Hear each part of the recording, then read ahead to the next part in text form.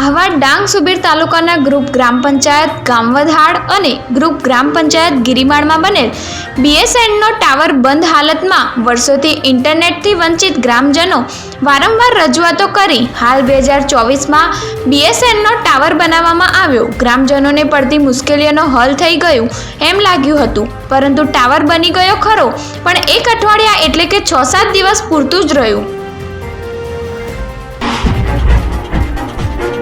અને આજ છેલ્લા 5 મહિનાથી બંધ હાલતમાં પડ્યો છે. ગ્રામજનો દ્વારા 3 થી 4 વાર લેખિત અરજીઓ આપવામાં આવી અને સ્થાનિક ચૂંટાયેલા સભ્યો સરપંચો દ્વારા વારંવાર ફોન કરી જાણ કરવામાં આવી, છતાં કોઈ તંત્રએ આજ સુધી ધ્યાને લીધું નથી. ગ્રામજનોનું કહેવું છે કે તાત્કાલિકપણે ટાવર ચાલુ કરવામાં આવે, કેમ કે ઇન્ટરનેટ કનેક્શન ન હોવાના કારણે ગ્રામજનોને, પ્રાથમિક શાળાના શિક્ષકોને, આંગણવાડી વર્કરને તેમજ ગ્રામ પંચાયતોને લાગતી સેવા સરકારી યોજનાકીય લાભોથી આજ ગ્રામજનોને વંચિત રાખવાનો વિષય બની ગયો છે. અને બીજી તરફ ગુજરાતનો સૌથી ઊંચો ધોધ કહેવામાં આવે છે એ આ ગિરિમાળ ગામમાં આવેલ છે. ત્યાં ગિરિમાળ ધોધ જોવા દેશ વિદેશથી લાખો લોકો ગિરિમાળ ધોધનો નજારો, પ્રકૃતિથી ખીલી ઉઠતું આ સૌંદર્ય જોવા આવતા હોય છે.